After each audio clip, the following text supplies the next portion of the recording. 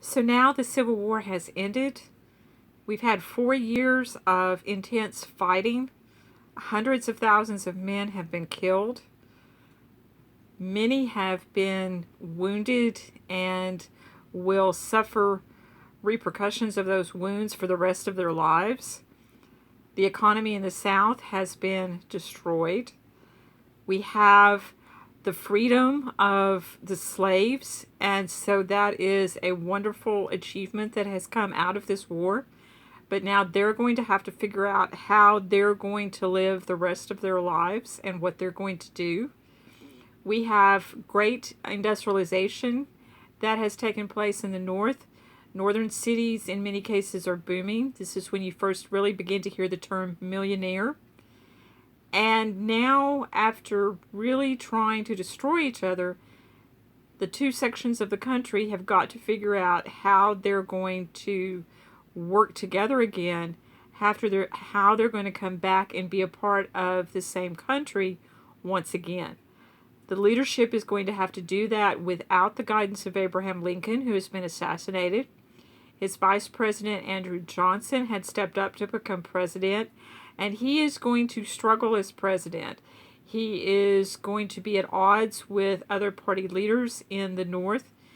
At one point, he will face an impeachment trial, and you can read about that in your textbook. So things aren't going to go particularly well for him. The period from the end of the Civil War until 1877 is known as the Reconstruction period. This is when they are literally trying to reconstruct and put the country back together again. From that time period until the end of the century, it is also referred to as the Gilded Age, and this comes from a book written by Mark Twain and Charles Dudley Warner, which was published in 1873. And that book was really a look at the society at the time. If you have a piece of furniture that is gilded, it might look like gold, and you might think, oh, that's a very expensive piece of furniture. But if you just scratch the surface, you'll find underneath that it might be made out of wood or metal, and it's really not that valuable. It glitters on the surface, but it's corrupt underneath. And essentially, that was what Twain and Dudley Warner were saying about society at the time, that on the surface, particularly in the North, it looked like things were really glittering. But if you looked underneath, there was an awful lot of corruption. There were a lot of problems that were developing in those large cities, and those problems are going to become worse over the next few decades. And so that's kind of what this title, The Gilded Age, refers to. In 1868, we have a new election year, and both political parties really courted Ulysses S. Grant, who had been the winning general from the Civil War. Grant wasn't really a political person, but after some thought, he decided that he would accept the nomination and he would go with the Republican Party. And then at that point, he stepped back and went on vacation. Unlike today, where politicians start campaigning years before the election actually takes place, in that era, you were supposed to be very gracious about it. You were supposed to accept a nomination, and then you were supposed to retire from the public eye and allow the party faithful to do all of the campaigning, all the dirty work, give all the speeches, and that sort of thing. It appeared to people to be unseemly, as they said, if the candidate himself went out and actually worked for this position. It was supposed to kind of be handed to you as a gift from the public. And so, following that tradition, Grant goes on vacation. Now, the Democrats went with a man named Horatio Seymour, who was the former governor of New York. Seymour, with lengthy sideburns, a bald head, and bulging eyes, would not have looked well on television, but he was a really excellent speaker.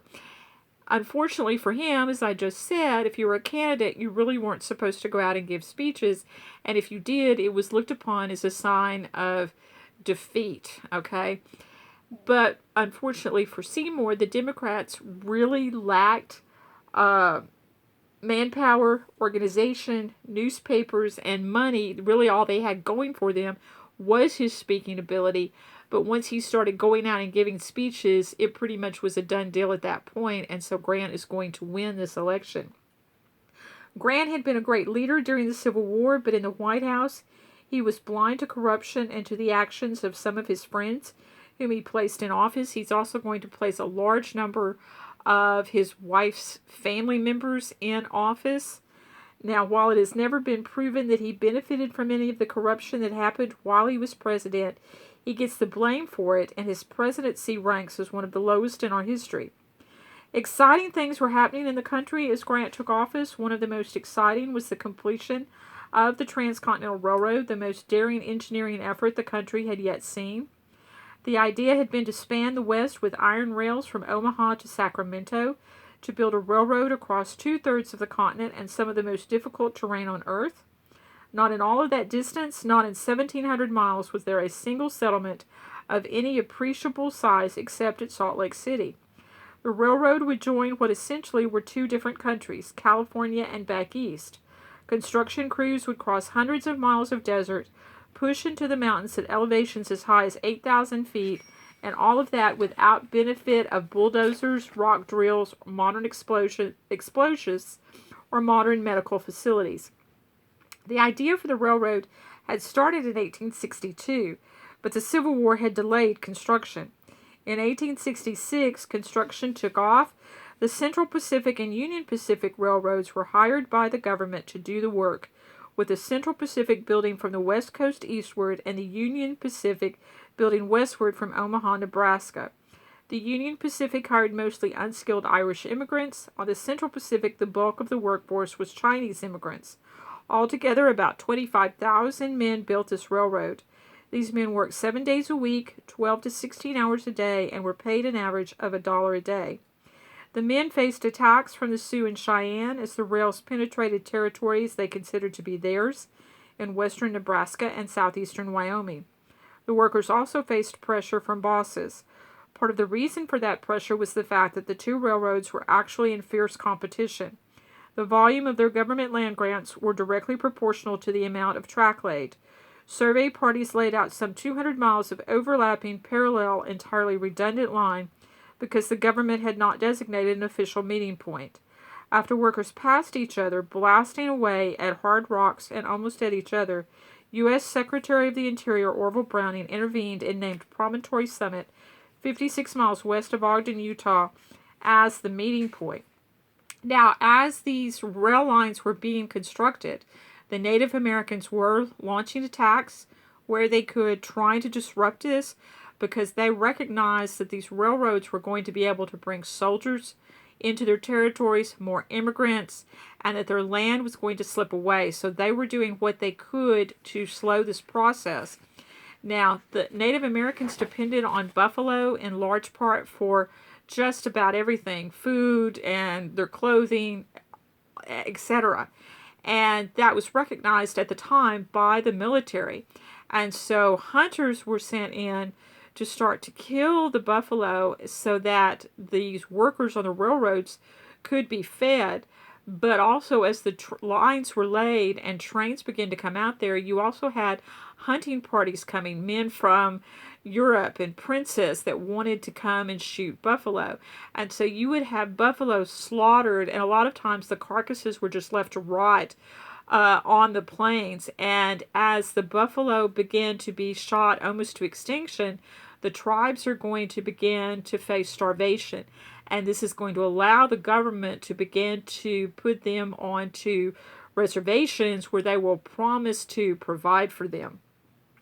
The ceremonial union of the two lines was set for May 8, 1869.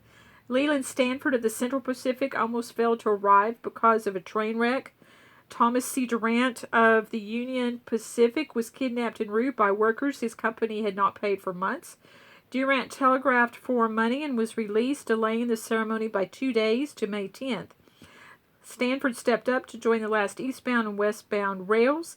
He posed to drive home a commemorative golden spike wired to the telegraph so that each blow would be transmitted across the nation.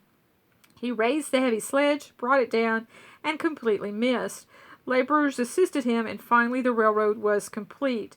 Telegraph wires wrapped around spike and sledgehammer transmitted the impact instantaneously east and west.